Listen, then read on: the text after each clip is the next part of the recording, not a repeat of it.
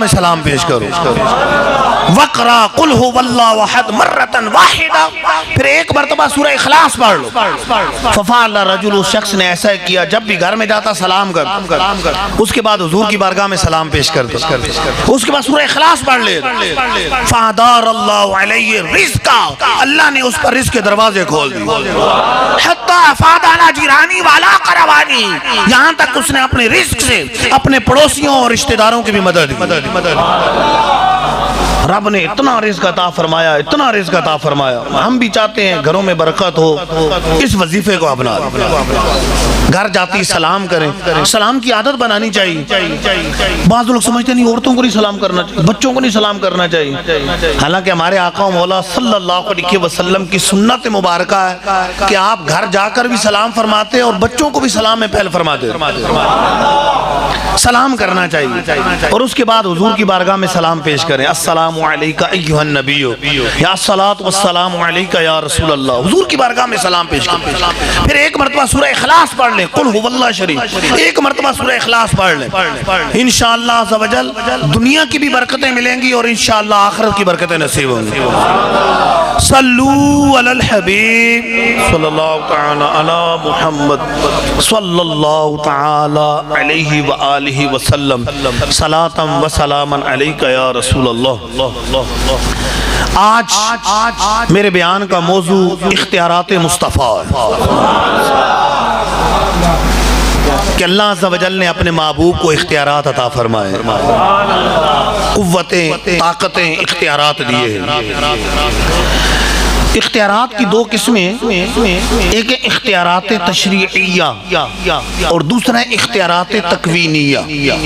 اختیارات تشریعیہ کا مطلب یہ ہے کہ جس پہ جو چاہیں فرض کر دے، جس پہ جو چاہیں حرام کر دے.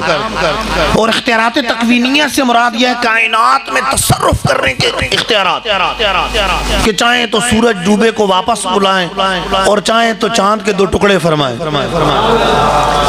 مسلمانوں کا یہ سچا عقیدہ ہے جو قرآن و حدیث سے ثابت ہے کہ اللہ عز و جل نے اپنے محبوب کو اختیارات تشریعیہ بھی عطا فرمائے ہیں، اختیارات تکوینیہ بھی عطا فرمائے ہیں. اختیارات تشریعیہ دیے کہ جس پہ جو چاہے فرض فرما دے، جس پہ جو چاہے حرام فرما دے. پوری امت پر ایک چیز فرض ہو، ایک کو معاف فرما دے. پوری امت پر ایک چیز حرام ہو، ایک کا استثناء فرما دے. رب نے اپنے محبوب کو اختیار عطا فرمائے اور اختیارات تکوینیہ بھی عطا فرمائے کہ وہ چاہیں تو چاند کے 2 ٹکڑے فرما دے، وہ چاہیں تو ڈوبے سورج کو واپس پلٹا دے، وہ اشارہ کریں تو درخت جڑیں اکھیڑ کر قدموں میں حاضر ہو جائے، اور وہ اشارہ کرے تو کنکریاں کلمہ پڑھنے لگ جائیں. وہ اشارہ کرے تو حضرت قتادہ رضی اللہ تعالیٰ عنہ کو آنکھ واپس کر دے، اور وہ چاہیں تو حضرت ابو ہریرہ کو حافظہ عطا فرما دے. وہ چاہیں تو بے جان کو جان دے دیں، وہ چاہیں تو بے زبان کو زبان دے دیں، اور چاہیں تو زمین پر بیٹھ کر اپنے غلاموں کو جنت عطا فرما دے. بری جنت ہبا کر دے، جہاں بانی عطا کر دے، بری جنت ہبا کر دے. نبی مختار کل ہیں جس کو جو چاہیں عطا کر دے. کہ رب نے انہیں اختیار عطا فرمائے. اور یہ کوئی عام کتابوں میں نہیں لکھا ہوا. پہلی جو حدیث بیان کروں گا وہ بخاری شریف کے اندر بھی ہے، صحیح مسلم کے اندر بھی، وہ سنن ابی داؤد شریف کے اندر بھی ہے، سنن ابن ماجہ کے اندر بھی، سنن نسائی کے اندر بھی ہے، جامع ترمذی کے اندر بھی، مسند احمد بن حنبل کے اندر بھی، امام حاکم نے مستدرک کے اندر بھی نقل کی. تقریباً بڑے بڑے محدثین نے اس حدیث کو اپنی کتابوں میں نقل کیا ہے، روایت کیا ہے. ایک صحابی حضور کی بارگاہ میں حاضر ہو گئے، عرض کرتے ہیں حضور رمضان کا روزہ تھا، توڑ دیا، بیوی سے قربت کر لی، رمضان کا روزہ توڑ دیا، اور جان بوجھ کر روزہ توڑے تو اس کا کفارہ یا تو غلام آزاد کرے یا 60 روزے رکھے لگاتار، اور ایک قضا کبھی 61 روزے، اور 60 مساکین کو کھانا کھلانا، یہ کفارہ ہے. سرکار دو عالم صلی اللہ علیہ وسلم نے اس سے پوچھا غلام آزاد کر سکتے ہو؟ عرض کیا حضور نہیں. 60 روزے رکھ سکتے ہو؟ عرض کیا حضور نہیں. 60 مساکین کو کھانا کھلا سکتے ہو؟ عرض کیا نہیں حضور نہیں۔ اب کوئی مفتی اسلام ہوتا اس کے بعد آپ کوئی فتویٰ نہیں دے سکتا، یہی کہتا چلو انتظار کر لو، استطاعت پیدا ہو جائے گی تو پھر رکھ لینا، پھر کفارہ دے دینا۔ لیکن وہ جن کی بارگاہ میں حاضر تھے وہ تو مختار نبی، اتنے میں کسی نے کھجوروں کا ٹوکرا پیش کیا، سرکار دو عالم صلی اللہ علیہ وسلم نے فرمایا جاؤ یہ کھجوریں مدینے کے غریبوں میں تقسیم کر دو، تمہارا کفارہ ادا ہو جائے گا۔ اس نے آگے سے عرض کی حضور مدینے میں مجھ سے بڑھ کر کوئی غریب نہیں۔ حضور مسکرانے لگے۔ علماء فرماتے ہیں حضور کی مسکراہٹ کا ذکر ہو تو مسکرانا چاہیے، حضور کی ادا ہے۔ حضور مسکرانے لگے، اتنا مسکرائے حتیٰ بدت نواجذو، یہاں تک کہ دندان مبارک ظاہر ہو۔ فرمایا اذهب فاطعمه اهلك، جاؤ یہ کھجوریں گھر والوں کو کھلا دو، تمہارا کفارہ ادا ہو جائے گا۔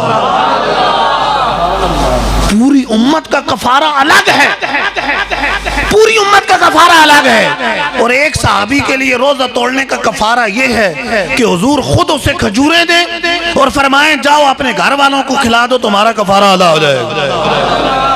رب تعالیٰ نے اپنے محبوب کو اختیارات تشریعیہ عطا فرمائے۔ مسند احمد بن حنبل کی حدیث پاک ہے، سرکار دو عالم صلی اللہ علیہ وسلم کی بارگاہ میں ایک شخص حاضر ہوا، کہنے لگا حضور اسلام تو لے آؤ لیکن میری شرط یہ ہے کہ صرف 2 نمازیں پڑھوں، 5 نمازیں نہیں پڑھوں، صرف 2 نمازیں پڑھوں۔ تو حدیث کے الفاظ سرکار دو عالم صلی اللہ علیہ وسلم نے 2 نمازوں کی شرط پر اس کے اسلام کو قبول فرمایا، گویا کہ پوری امت پر 5 وقت کی نماز فرض ہے، اور ایک صحابی وہ ہیں جن پر صرف 2 نمازیں فرض ہیں۔ وجہ یہ ہے کہ مختار نبی نے اجازت عطا فرمائی۔ رب تعالیٰ نے کیسے اختیارات تشریعیہ عطا فرمائے اپنے محبوب، جس پہ جو چاہے فرض کر دے، جو چاہے حرام کر دے، رب نے اختیار دیا۔ حضرت برہ بن عازب رضی اللہ تعالیٰ عنہ کی حدیث سنن ابی داؤد شریف کے اندر موجود۔ آپ نے سونے کی انگوٹھی پہنی ہوئی، حالانکہ مرد کے لیے سونے کی انگوٹھی پہننا حرام ہے، مرد سونے کی انگوٹھی نہیں پہن سکتا۔ اور خود بخاری شریف کے اندر حدیث ہے، حضرت برہ بن عازب رضی اللہ تعالیٰ عنہ روایت نقل کرتے ہیں کہ مرد پر سونے کی انگوٹھی پہننا حرام ہے، خود سونے کی انگوٹھی پہنی ہوئی ہے۔ کسی نے اعتراض کیا کہ آپ نے سونے کی انگوٹھی پہنی ہوئی، فرمایا چپ کرو، مجھے تو اللہ کے رسول نے پہنا ہے۔ پھر اپنا واقعہ بیان کرتے ہیں، سنن ابی داؤد شریف کے اندر موجود ہے، فرماتے ہیں حضور کی بارگاہ میں مال غنیمت پیش کیا گیا، کھولا تو اندر سونے کی انگوٹھی دی، اٹھائی انگوٹھی کو دیکھا، پھر مجمع کو دیکھا، پھر انگوٹھی کو دیکھا، پھر مجمع کو دیکھا، پھر انگوٹھی کو دیکھا، پھر مجمع کو دیکھا۔ فرمایا ادھر، میں حضور کی بارگاہ میں حاضر ہو گیا، حضور نے اپنے ہاتھوں سے مجھے انگوٹھی پہناتے ہوئے فرمایا پہن لو جو تمہیں اللہ اور اللہ کا رسول پہناتے ہیں۔ پوری امت کے مردوں پر سونے کی انگوٹھی پہننا حرام ہے، حضرت برہ بن عازب رضی اللہ تعالیٰ عنہ کو اجازت ہے، کیونکہ مختار نبی نے اپنے ہاتھوں سے پہنائی۔ رب نے کیسے اختیارات عطا فرمائے، اور یہ سیاستہ کی حدیثیں، یہ ابو داؤد شریف، یہ بخاری کی حدیثیں، مسند احمد بن حنبل کی حدیثیں، یہ بھی بیان کر رہا ہوں، صحیح بخاری کی حدیث بات، حضرت برہ بن عازب رضی اللہ تعالیٰ عنہ کے ماموں حضرت ابو بردہ بن نیاس رضی اللہ تعالیٰ، صحیح بخاری کی حدیث، آپ نے عید کی نماز سے پہلے قربانی کرنی، اور عید کی نماز سے پہلے قربانی شہر کے اندر ہوتی نہیں، قربانی نہیں ہوئی۔ حضور کی بارگاہ میں حاضر ہو گیا، عرض کیا حضور عید کی پہلے نماز سے پہلے قربانی کر دیے، فرمایا نہیں اور جانور قربان کرو۔ عرض کیا حضور اور تو قربانی کا جانور ہے ہی نہیں، ایک بکری کا بچہ ہے 6 ماہ کا، اور قربانی کے لیے 1 سال کی عمر چاہیے، 6 ماہ کا بکری کا بچہ۔ مختار نبی صلی اللہ علیہ وسلم نے فرمایا اے ابو بردہ بن نیاس، تم 6 ماہ کے بکری کے بچے کی قربانی کر دو، تمہاری قربانی ہو جائے گی، تمہارے علاوہ کسی اور کو کفایت نہیں کرے گی۔ تمہاری قربانی ہو جائے گی، تمہارے علاوہ کسی اور کو کفایت نہیں کرے گی، پوری امت کے لیے قربانی کے لیے بکری کی عمر 1 سال ہے۔ حضرت ابو بردہ بن نیاز کے لیے 6 ماہ کی بکری کی قربانی بھی جائز ہے، وجہ یہ ہے کہ مختار نبی نے اجازت عطا فرمائی۔ ایک حدیث پاک یہ بھی ابو داؤد شریف کے اندر موجود ہے، سنن ابی داؤد کے اندر موجود ہے۔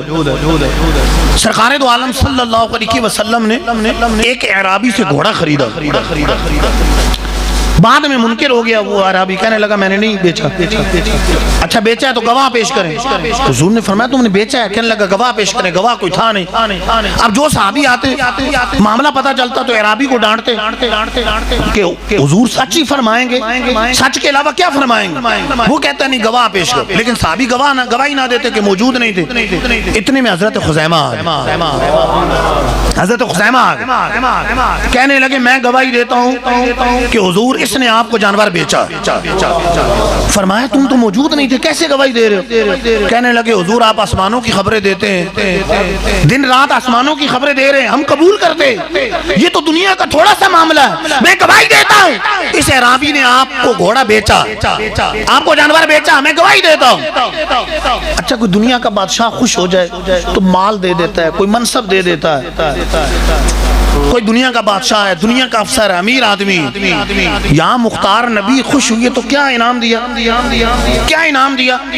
فجعل، حدیث کے الفاظ ہے فجعل رسول اللہ صلی اللہ علیہ وسلم شہادت خزیمہ بشہادت رجلین، نبی مختار صلی اللہ علیہ وسلم نے حضرت خزیمہ اکیلے کی گواہی کو 2 مردوں کے قائم مقام فرما دی۔ آئندہ کے لیے اکیلے گواہی دیں حضرت خزیمہ تو 2 مردوں کے قائم مقام ہو۔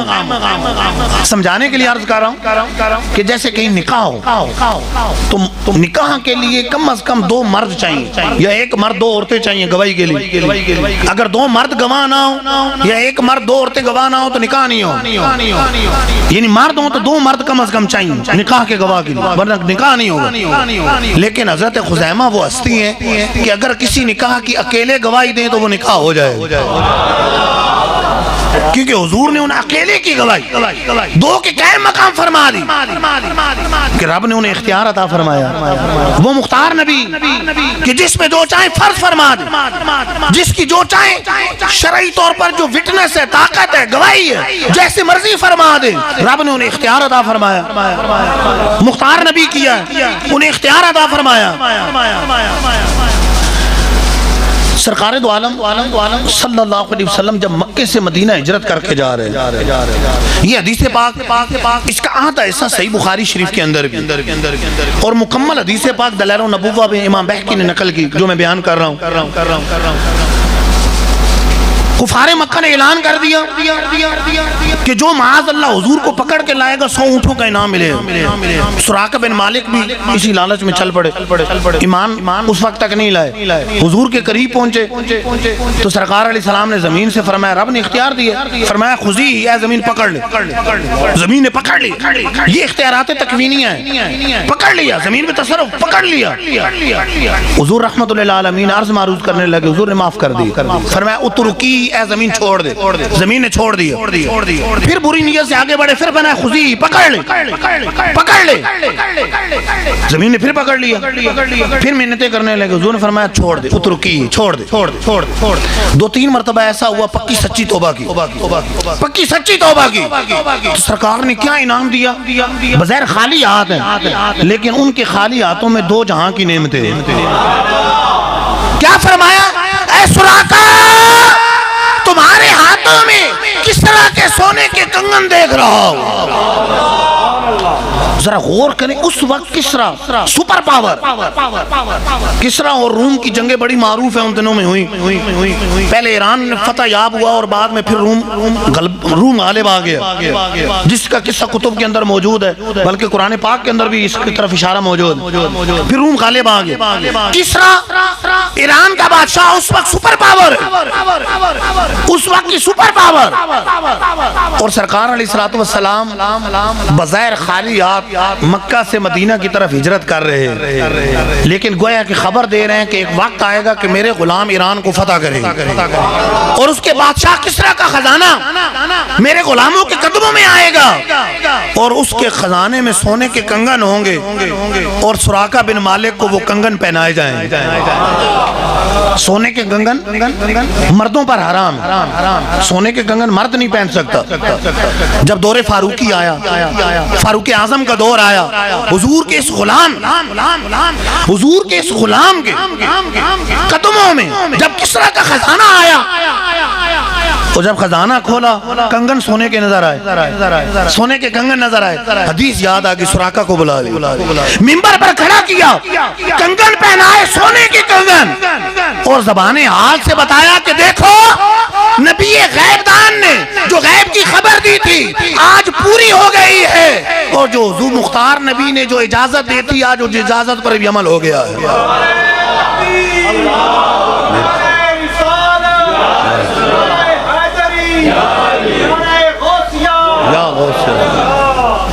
سرکار کی آمد، سردار کی آمد، یاسین کی آمد، نعرہ تکبیر، نعرہ رسالت، نعرہ حیدری۔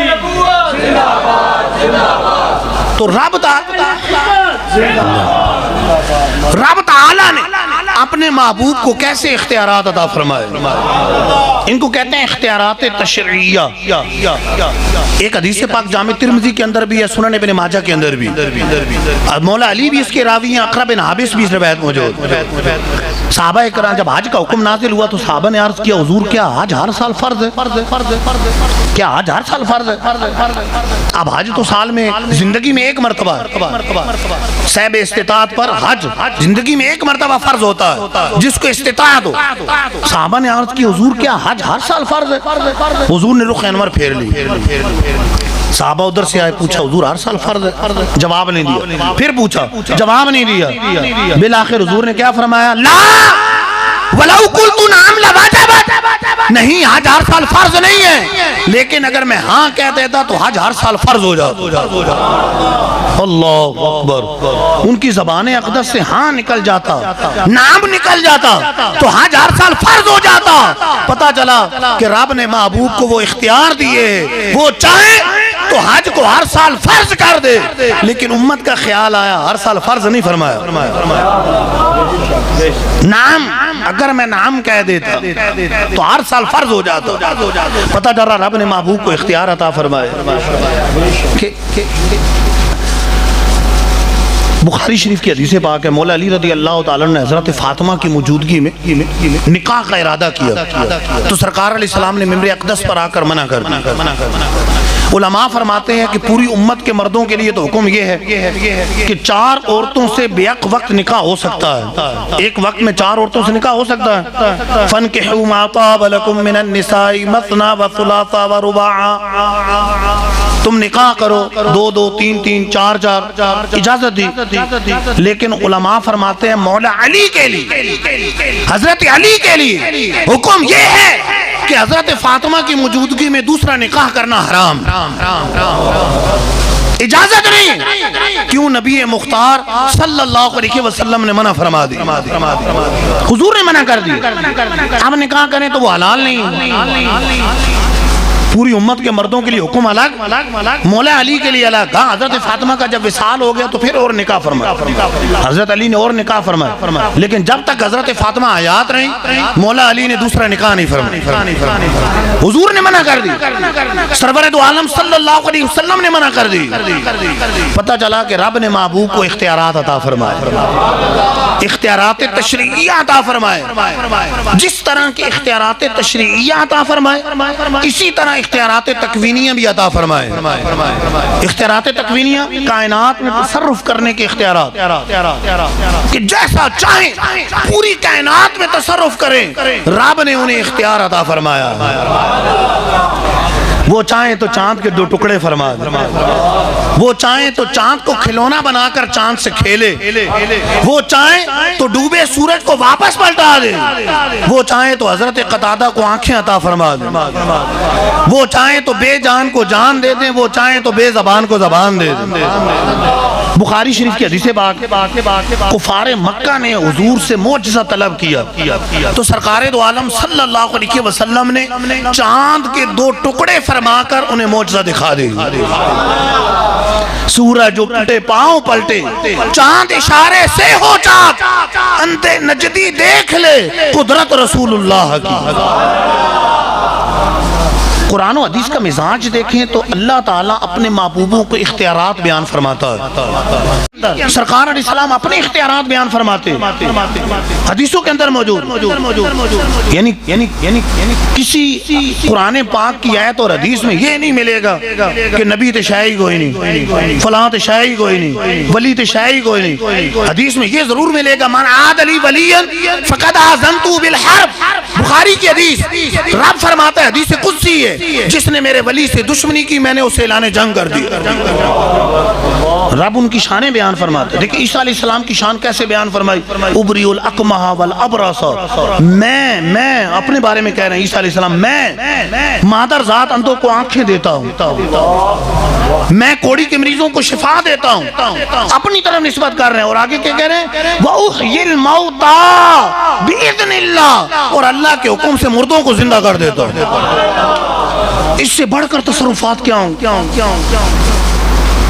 جو شرک کی باتیں کرتے رہتے, اس سے بڑھ کر کیا ہوگا کہ شفا کی نسبت بھی کر رہے ہیں, میں شفا دیتا ہوں, مادر ذات اندھوں کو میں آنکھیں دیتا ہوں, اور سب سے بڑھ کر یہ کہ میں مردوں کو زندہ کر دیتا ہوں. لیکن اہل سنت کا عقیدہ بیان ہوا بِإِذْنِ اللہ, اللہ کے حکم سے. پتہ چلا کہ جہاں اللہ کا حکم آ جائے, اللہ کی اجازت آ جائے, رب کے دیے ہوئے اختیار کو مانا جائے تو وہاں شرک نہیں ہوتا, وہاں تو ماننا ضروری ہوتا ہے کہ رب نے عطا فرمایا. اور رب وہ ہے ان اللہ علی کل شیء قدیر, ہر چاہے پر قادر ہے. وہ چاہے تو اپنے محبوب کو دونوں جہاں کے اختیارات عطا فرما دے, وہ چاہے تو ولیوں کو اختیار دے, نبیوں کو اختیار دے, اور جو تمام نبیوں ولیوں کے سردار ہیں ہمارے آقا و مولا صلی اللہ علیہ وسلم, ان کو سب سے بڑھ کر اختیار عطا فرما.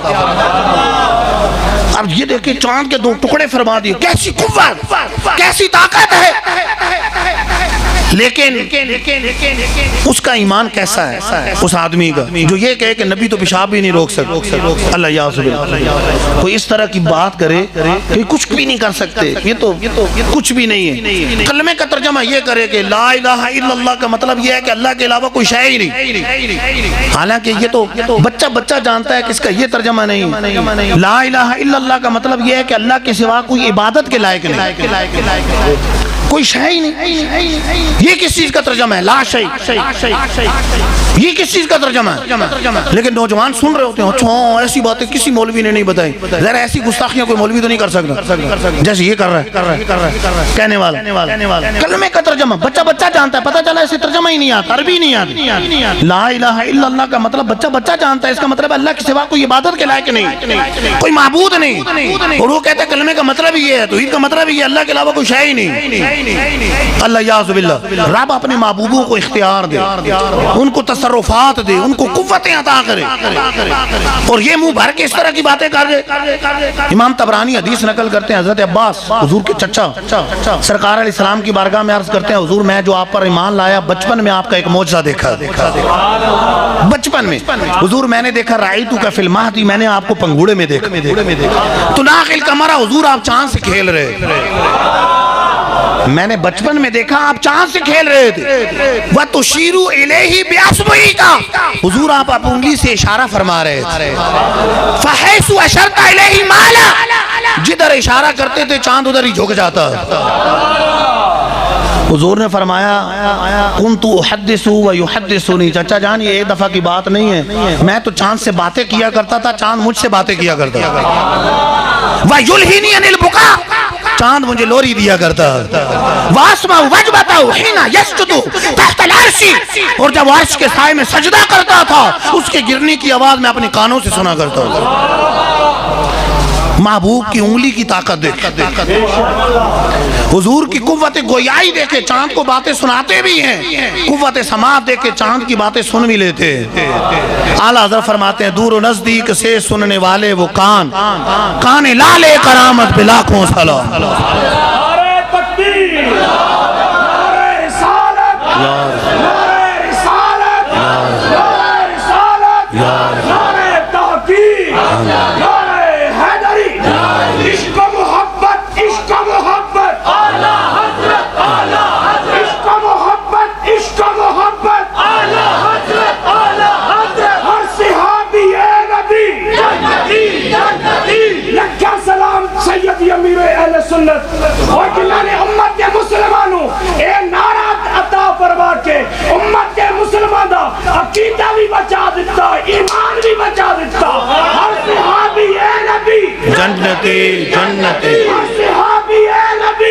जन्नती ताजदार ख़ुत्म नबूवत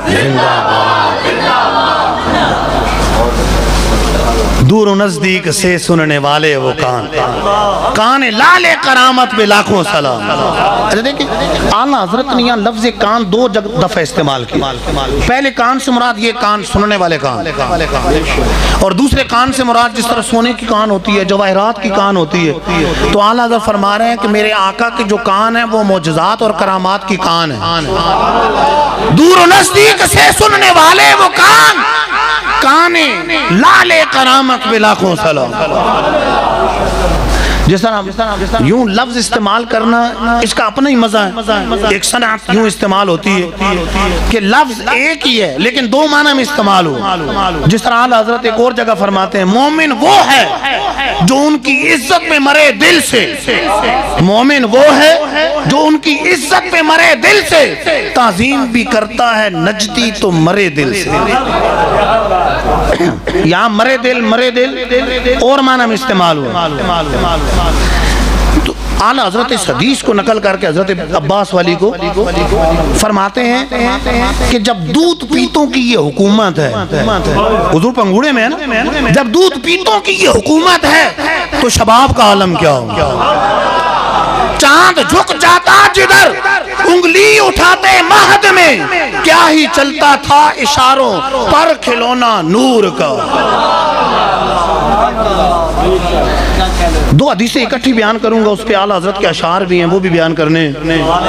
एक हदीस पाक दर्जनों मुहद्दिसीन ने नकल, दर्जनों मुहद्दिसीन, मेरी किताब ही हुकूमत रसूलुल्लाह की मुकम्मल तखरीज के साथ मौजूद है। इस हदीस की भी हवाला जात मौजूद है। इमाम तावी बहुत बड़े मुहद्दिस हैं, इस हदीस की तस्हीह की है, सही हदीस के मकाम साहबा में हुजूर ने नमाज असर अदा कर ली, मौला अली ने भी अदा नहीं। हुजूर हजरत अली रज़ी अल्लाह तआला अन्हु के रान पर सर रख कर आराम कर रहे हैं। सूरज डूब रहा है। अब अगर उठता हूँ नमाज के लिए तो हुजूर की नींद में खलल आता है, ये सोच रहे हैं, और अगर नींद का ख्याल करता हूँ तो नमाज कज़ा हो जाएगी। लेकिन मौला अली की मोहब्बत ने ये फैसला किया, उनके इल्म ने ये फैसला किया कि हुजूर की नींद पर नमाज कुर्बान, और वो भी नमाज असर।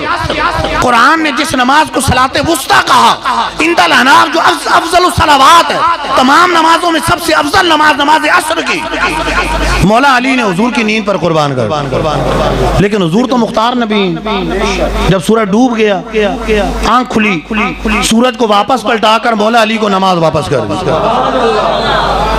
हुजूर की नींद पर नमाज कुर्बान कर दी। ये नमाज वापस कर दी। और गारे सौर में सिद्दीक़ अकबर ने, मिशकात शरीफ के अंदर हदीस पाक है, सिद्दीक़ अकबर ने हुजूर की नींद पर अपनी जान कुर्बान कर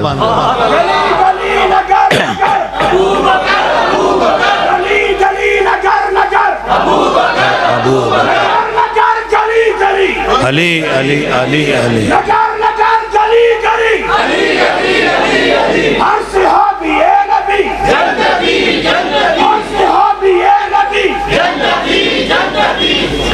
सिद्दीक़ अकबर ने मिशकात शरीफ के अंदर हदीस पाक हुजूर की नींद पर अपनी जान कुर्बान कर दी। सांप से डसवा लिया, जहर फैल गया, आंख खुली, क्या हुआ, सांप ने डस लिया, जहर फैल गया।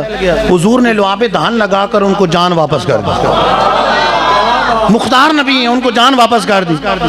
आला हज़रत इस वाक़े से इस्तिंबात व इस्तिदलाल करते हुए इस वाक़े, इन दोनों वाक़यात को बयान करते हुए फरमाते हैं, मौला अली ने वारी तेरी नींद पर नमाज, वो भी असर की जो सबसे आला खतर की है। सिद्दीक बल्कि गार में जान इस पे, नींद पे जान इस पे दे चुके, और हिफ्ज़े जान तो जान फरूज़े गुरर की है।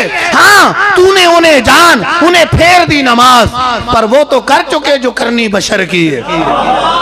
साबित हुआ जुमला फराइज फरू है, असले उसूल बंदगी उस्ताद वर की है। रब ने कैसे इख्तियारात अता फरमाए। सूरज वापस पलटा के मौला अली को नमाज वापस कर दी, और लुआबे धान लगाकर सिद्दीक़ अकबर को जान वापस कर दी। رب نے اختیار عطا فرمایا۔ صحیح بخاری شریف کی حدیث پاک ہے، حضرت ابو ہریرہ رضی اللہ تعالیٰ عنہ حضور کی بارگاہ میں حاضر ہیں، عرض کیا حضور آپ سے حدیثیں سنتا ہوں یاد نہیں رہتی، گویا کہ حافظے کی شکایت کر رہے۔ ہم جیسا کوئی ہوتا تو چلو وظیفہ بتا دیتے، چلو ہر نماز کے بعد 11 مرتبہ یا قویو پڑھ لیا کرو۔ اچھا کوئی ٹوٹکا بتا دیتے، چلو رات کو بادام 11 گریاں جو ہے نا بھگو کے رکھ دو، صبح چھلکے اتار کے کھا لو، حافظہ کچھ اثر اچھا پڑے گا۔ لیکن وہ تو مختار نبی، گویا کہ حضرت ابو ہریرہ کو حافظہ عطا کرنے لگے۔ صحیح بخاری کی حدیث، فرمایا چادر پھیلاؤ، چادر پھیلاؤ، چادر پھیلائی، حضور نے لپ بھر کر خالی ہاتھ ہے، بظاہر نظر نہیں آ رہا کوئی، لپ بھر کر حضرت ابو ہریرہ رضی اللہ تعالیٰ عنہ کی چادر میں ڈال دی، فرمایا سینے سے لگا لو۔ حضرت ابو ہریرہ کہتے جب سے وہ چادر میں نے سینے سے لگائی ہے کبھی حضور کی حدیث بھولا نہیں۔ گویا کہ مختار نبی نے حافظے کو پکڑ کر حضرت ابو ہریرہ کی جھولی میں ڈال دیا۔ حافظہ پکڑنے کی چیز نہیں ہے، نظر نہیں آتا، حافظہ پکڑنے کی چیز تو نہیں ہے، لیکن وہ تو مختار نبی مٹھی بھر کر حضرت ابو ہریرہ کو حافظہ عطا فرما دی، لب بھر کر حافظہ عطا فرما دیا۔ اور کوئی کہانی کی کتابیں نہیں ہیں، صحیح بخاری کی حدیث پاک، رب نے کتنا اختیار دیا، کیسے اختیار عطا فرمایا اپنے محبوب کو کہ حضرت ابو ہریرہ کو حافظہ عطا فرما دی، اور ایسا حافظہ دیا، ایسا حافظہ دیا، پہلے تو حدیث بھول جاتے، اور آپ بچہ جانتا ہے کہ حضرت ابو ہریرہ مکثر الروایات، سب سے زیادہ حدیث روایت کرنے والے صحابی بنا، ایسا مضبوط حافظہ حضور نے عطا فرما دیا، اس طرح عطا فرمایا۔ حضرت ابو قتادہ رضی اللہ تعالیٰ عنہ حضور کے ڈیفنس میں، دفاع میں، دلائل النبوہ میں امام بہقی نے نقل کی اس روایت کو، تیر لگا آنکھ میں، آنکھ کا ڈھیلا باہر آ گیا، آنکھ کا ڈھیلا باہر آ گیا، حضور کی بارگاہ میں لے کر حاضر ہو گیا۔ مختار نبی صلی اللہ علیہ وسلم نے اٹھایا، آنکھ کے اندر رکھا، اپنا لعاب دہن لگایا، فرماتے ہیں وہ آنکھ دوسری آنکھ سے زیادہ روشن ہو۔ بخاری شریف کی حدیث بات، فرمایا کل میں اس آنکھ کے ہاتھ میں جھنڈا دوں گا غزوہ خیبر کے موقع پر، جس کے ہاتھ میں رب نے فتح رکھی، جس کے ہاتھ میں رب نے فتح رکھی ہے۔ اگلے دن سب کی خواہش ہے کہ ہمیں جھنڈا ملے، حضور نے غیب کی خبر دی ہے کہ کل اس کو ہاتھ میں اس کو جھنڈا دوں گا جس کے ہاتھ میں فتح ہے۔ پوچھا علی کہاں ہے؟ کہاں عشوب چشم، آنکھوں کی بیماری، آنکھیں بند کر کے حاضر ہوتے ہیں، آنکھیں خراب ہیں، آنکھوں سے آنسو جاری، عشوب چشم ہے۔ سرکار علیہ السلام نے لعاب دہن لگا کر آنکھوں سے شفا عطا فرما دی۔ اور بخاری شریف کی حدیث پاک ہے جب جھنڈا دیا تو پھر رب نے انہیں فتح بھی عطا فرمایا۔ حضرت سلمہ بن عقبہ، بخاری شریف کی حدیث ہے، پنڈلی ٹوٹ گئی، حضور نے لعاب دہن لگایا تو پنڈلی فوراً جڑ گئی، رب نے شفا عطا فرما دی۔ حضور کے لعاب دہن کے کیا کہنے، کامل غذا بھی ہے، کامل دوا بھی، اور عظیم و شان معجزہ بھی۔ حضرت علی کی پہلی خوراک لعاب دہن حضور کا، امام حسین کی پہلی خوراک حضور کا لعاب دہن، گویا کہ حضور نے مولا علی کو لعاب دہن چٹا کر شیر خدا بنا دیا، اور امام حسین کو چٹا کر سید الشہداء بنا دیا۔ پہلی خوراک تحنیک حضور نے دی، گھٹی دی، تو لعاب دہن ان کی پہلی غذا ہے۔ حضور چاہیں تو زمین پر بیٹھ کر اپنے غلاموں کو جنت عطا فرما دیں۔ صحیح مسلم کی حدیث پاک ہے، بڑی معروف حدیث ہے، حضرت ربیعہ رضی اللہ تعالیٰ عنہ نے حضور کے لیے پانی رکھا، سرکار علیہ السلام نے فرمایا سال ربیعہ، اے ربیعہ مانگ، کیا مانگتا ہے؟ عام طور پہ کسی کو یوں کہا جائے تو یہی ذہن جائے گا، اگر عام کوئی شخص بولے تو یہی ذہن جائے گا کہ دنیا کی کوئی چیز، کوئی پیسہ، کوئی منصب، کوئی یہ چیز، دنیا کا کوئی بادشاہ ہے۔ لیکن صحابی جانتے ہیں کہ یہ وہ ہیں جن کے ہاتھوں میں دو جہاں کی نعمتیں ہیں۔ وہ صحابی کیا عرض کرتے ہیں، حضور اسألوک مرافقتک فی الجنہ، حضور جنت میں اپنا پڑوس عطا فرما دے، حضور جنت میں اپنا پڑوس عطا فرما دے۔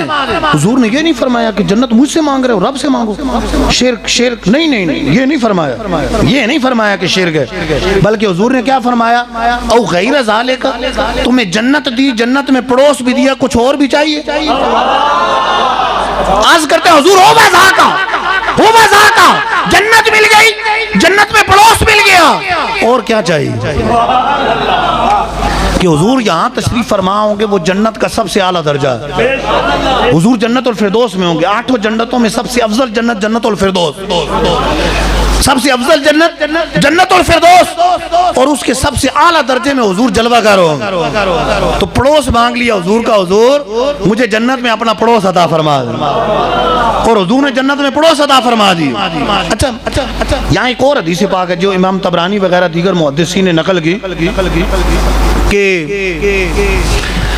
سرکار علیہ السلام، مولا علی اس کے راوی کہ حضور کی بارگاہ میں ایک اعرابی آیا، اس نے کوئی سوال کیا، سرکار علیہ السلام نے پہلے خاموشی اختیار فرمائی، پھر سوال کیا، خاموشی اختیار فرمائی، بالآخر فرمایا مانگ کیا مانگتا؟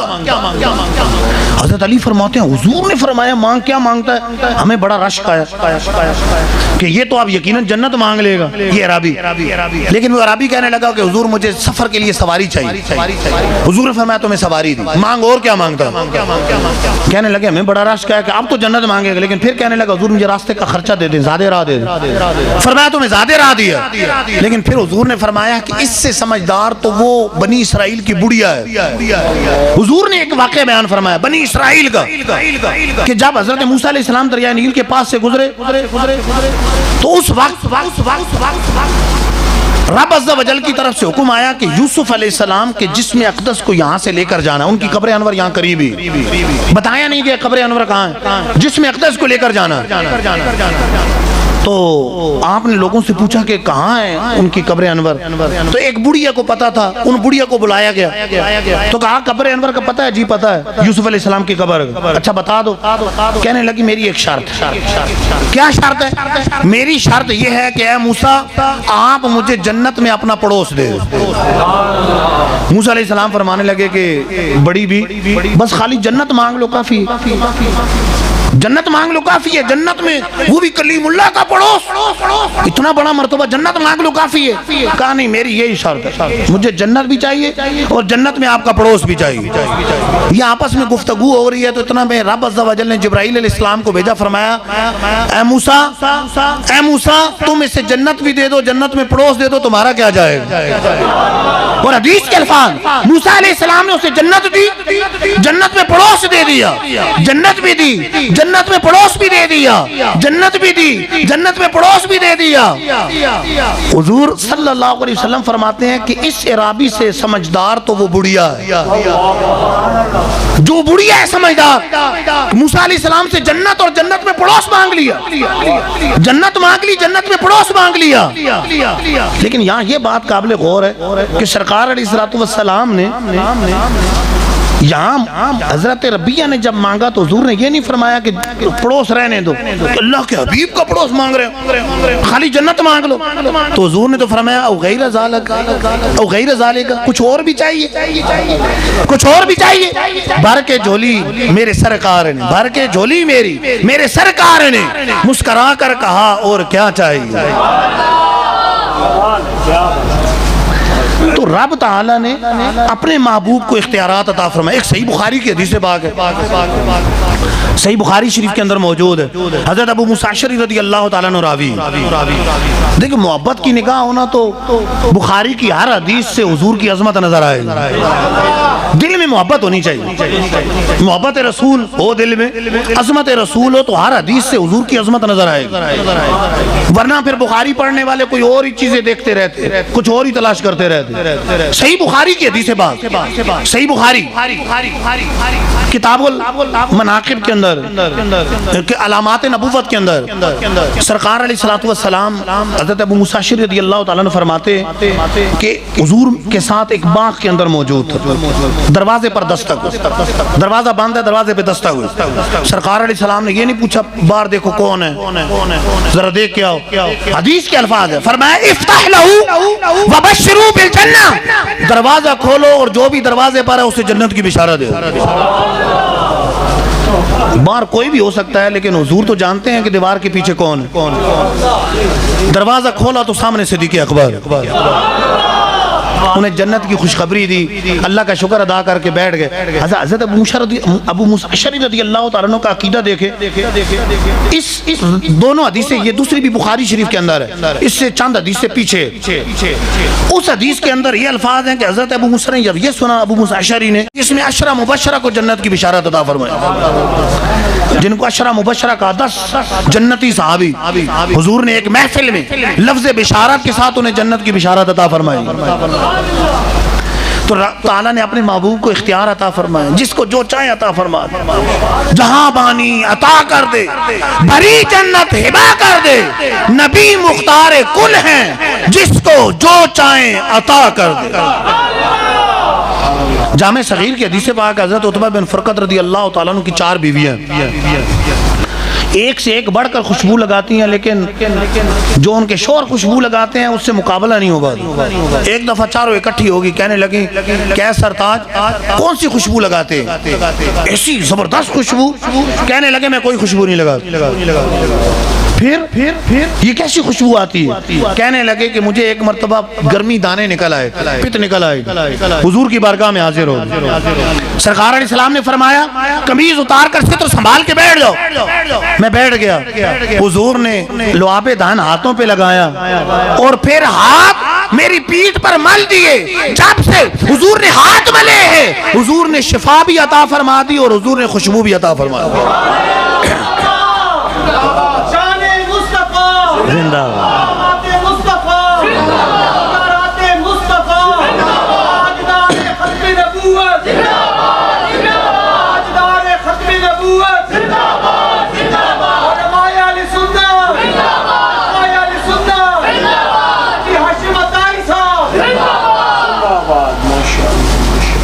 پتہ چلا کہ رب تعالیٰ نے اپنے محبوب کو اختیارات تکوینیہ بھی عطا فرمائے، جسے جو چاہیں عطا فرما دیں، چاہیں تو بے جان کو جان دیں، چاہیں تو بے زبان کو زبان دیں، چاہیں تو بے آنکھ کو آنکھ دیں، وہ چاہیں تو حضرت عتبہ بن فرقت کو خوشبو دیں، اور وہ چاہیں تو مولا علی کو شفا دے دیں، اور وہ چاہیں تو زمین پر بیٹھ کر اپنے غلاموں کو جنت عطا فرما دیں۔ اچھا، جس طرح ظاہری حیات میں سرکار علیہ السلام جس کو جو چاہیں عطا فرما دیں، اسی طرح رب نے اختیار دیا بعد وصال بھی جس کو جو چاہیں عطا فرما دیں۔ رب نے اختیارات تکوینیہ دیے، واپس نہیں دیے ہیں، بعد وصال بھی، کیونکہ اللہ کے نبی زندہ ہے۔ ان اللہ حرم علی الارض، سنن ابن ماجہ کی حدیث پاک، ان اللہ حرم علی الارض ان تاکل اجساد الانبیاء فنبی اللہ حی یرزق، اللہ نے زمین پر حرام کر دیا انبیاء علیہ السلام کے جسموں کو کھائے، اللہ کا نبی زندہ ہے، رزق دیا جاتا ہے۔ امام بہقی نے پورا رسالہ اسے ایک حدیث پر لکھا ہے، الانبیاء احیاء فی قبورہم یصلون، انبیاء زندہ ہیں، اپنی قبروں میں نمازیں پڑھتے ہیں۔ انبیاء علیہ السلام زندہ ہیں، اور رب تعالیٰ نے اپنے محبوب کو بعد وصال بھی اختیارات عطا فرمائے۔ یہ صحابہ کا عقیدہ، یہ خلفائے راشدین کا عقیدہ ہے، یہ صدیق اکبر کا عقیدہ ہے، یہ فاروق اعظم کا عقیدہ ہے، یہ عثمان غنی کا عقیدہ ہے، یہ مولا علی کا عقیدہ ہے، یہ صحابہ کا عقیدہ ہے۔ ایک حدیث پاک جو علامہ سیوطی رحمۃ اللہ علیہ، وہ علامہ جلال الدین سیوطی شافعی رحمۃ اللہ علیہ 75 سے زائد مرتبہ جاگتی آنکھوں سے حضور کے جلوے دیکھے، وہ خصائص کبریٰ کے اندر نقل کرتے اس حدیث کو۔ ملا جامی رحمت اللہ تعالی بہت بڑے عاشق رسول، بہت بڑے محدث، شواہد النبوہ کے اندر اس روایت کو نقل کرتے، تاریخ دمشق کے اندر یہ روایت موجود۔ صدیق اکبر کا آخری وقت آیا، صحابہ سے کہنے لگے کہ میرا وصال ہو جائے تو میرے جسم کو اٹھانا ہے، روضہ اقدس کے سامنے رکھنا ہے، اگر حضور اجازت دے مجھے حضور کے پہلو میں دفنانا ہے، اگر اجازت نہ ملے تو مجھے بقیع میں جا کر دفنا دینا۔ جب ان کا وصال ہو گیا، صحابہ نے جسم کو اٹھایا، روضہ انور کے سامنے رکھا اور سلام کیا، السلام علیکہ یا رسول اللہ، اور پھر عرض کرتے حضور یہ ابو بکر ہے، یہ ابو بکر ہیں۔ حضور نے اپنے صدیق اکبر کے عقیدے پر گویا کہ مہر لگا، روضہ انور کا دروازہ کھلا، آواز آئی ادخل الحبیب الی الحبیب، حبیب کو حبیب کے ساتھ ملا۔ تو حضور نے بعد وصال بھی اپنے یار غار کی دستگیری فرمائی اور انہوں اپنے یار مزار بنا لی، اپنا یار مزار بنا لی۔ فاروق اعظم کا دور ہے. یہ حدیث پاک امام بخاری کے استاد الاستاد امام ابن ابی شیبہ نے اپنی مصنف کے اندر نقل کی. دور فاروقی 7 سالی ہے, بارش نہیں ہو رہی. ایک شخصیت جن کا نام بلال بن حارث, ایک قول پر صحابی ہیں اور ایک قول پر تابعی ہیں, روز انور پر قبر انور پر حاضر ہوتے ہیں اور عرض کرتے ہیں حضور آپ کی امت بارش کی محتاج, بارش کی حاجت, حضور کرم فرمائیں, بارش طلب کریں اپنی امت کے لیے, حضور کرم فرمائیں. آنکھ لگ گئی, خواب میں حضور نظر آئے, فرمایا تمہیں بارش ملے گی. عمر سے کہنا ذرا نرمی کرے, اور ایک روایت میں ذرا ہوشیاری سے کام لے. آنکھ کھل گئی, فاروق اعظم کی بارگاہ میں گئے, انہیں خوشخبری بھی سنائی, حضور کا پیغام بھی سنایا. انہوں نے یہ نہیں کہا کہ روز انور پہ بارش طلب کرنے چلے گئے, یہ کیا, لیکن انہوں نے اور سارے صحابہ نے حضور کے پیغام کو قبول کرتی گویا کہ زبان حال سے بتا دیا کہ روز انور پر جا کر حضور سے حاجت طلب کرنا یہ بھی ٹھیک ہے, اور حضور کا بعد وصال مدد کرنا بھی درست ہے. حضور بعد وصال مدد بھی فرماتے. سعادت الدارین میں علامہ نبہانی نقل کرتے ہیں کہ جب بلوائیوں نے حضرت عثمان غنی رضی اللہ تعالیٰ عنہ کے گھر کو گھیرا ہوا ہے, شہید کرنا چاہتے ہیں, اس موقع پر حضرت عبداللہ بن سلام ملنے کے لیے گئے تو حضرت عثمان غنی کہنے لگے کہ بھائی ابھی انہی گلیوں میں نے حضور کو دیکھا اور سرکار علیہ السلام نے مجھے اپنے ہاتھوں سے جام پلایا جس کا ذائقہ ابھی بھی اپنے منہ میں محسوس کر رہا ہوں. سرکار کھلاتے ہیں, سرکار پلاتے, شاہ و گدا سب کو سرکار نبھاتے.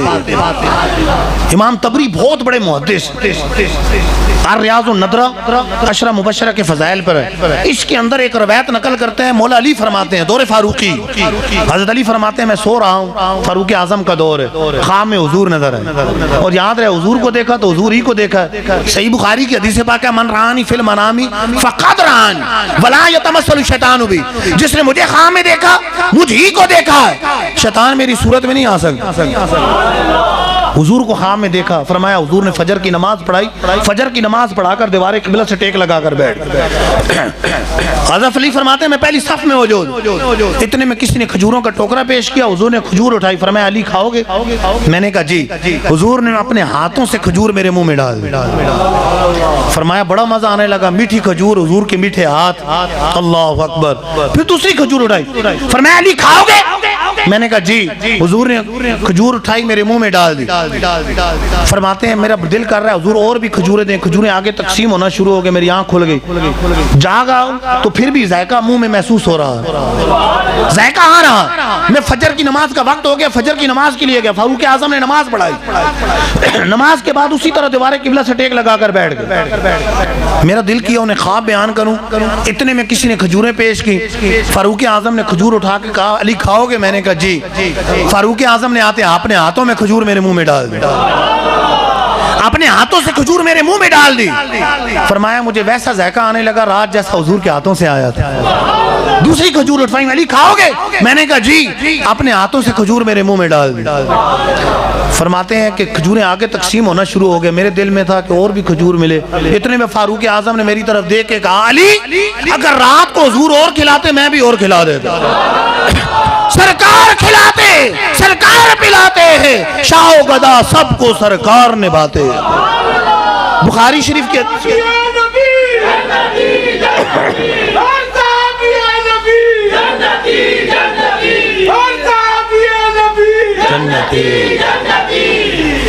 کچھ اور سے ایک ادور نکال.